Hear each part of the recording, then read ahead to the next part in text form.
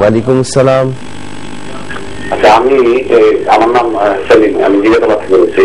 জি, আমি জানতে চাচ্ছি সোল সেন্টার ব্যাপারে, যে রাসূল সাল্লাল্লাহু আলাইহি ওয়াসাল্লাম দিতেন।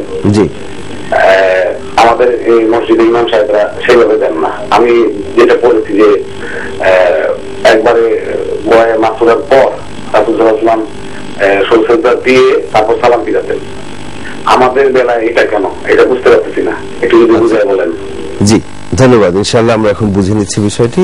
প্রফেসর ইব্রাহিম। জি, সাহসাদের তিনটি পদ্ধতি মোটা হাদিসে পাওয়া যাচ্ছে। দুটি পাওয়া যাচ্ছে সহিহ বুখারীর মধ্যে, যেটা তিনি বলেছেন এটা।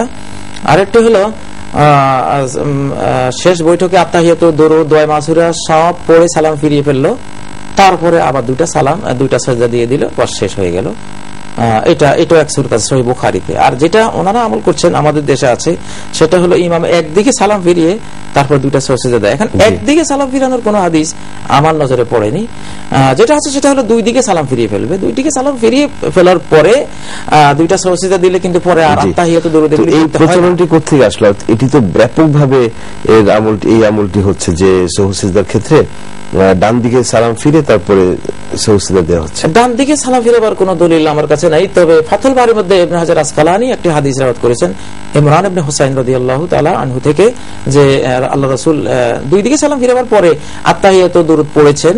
এটা একটা হাদিস আছে, কিন্তু সেটা বুখারীর হাদিসের মানের নয়। তবে সবচেয়ে ভালো হবে যদি বুখারী শরীফে যে দুটো পদ্ধতি আছে, এই দুটো যদি আমরা সাজদার ক্ষেত্রে ব্যবহার করি, সহজ এবং খুব। সে দুটি আবার যদি একটু বলে দিন।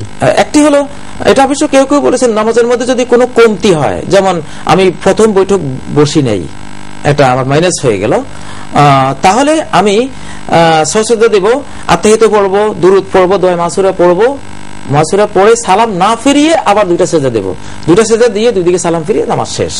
আর যদি বাড়তি কিছু করে থাকি, তাহলে আমি আগে সালাম ফিরিয়ে ফেলবো, আত্তাহিয়াতু, দুরূদ পড়ার পরে তারপরে দুইটা সাজদা দেব।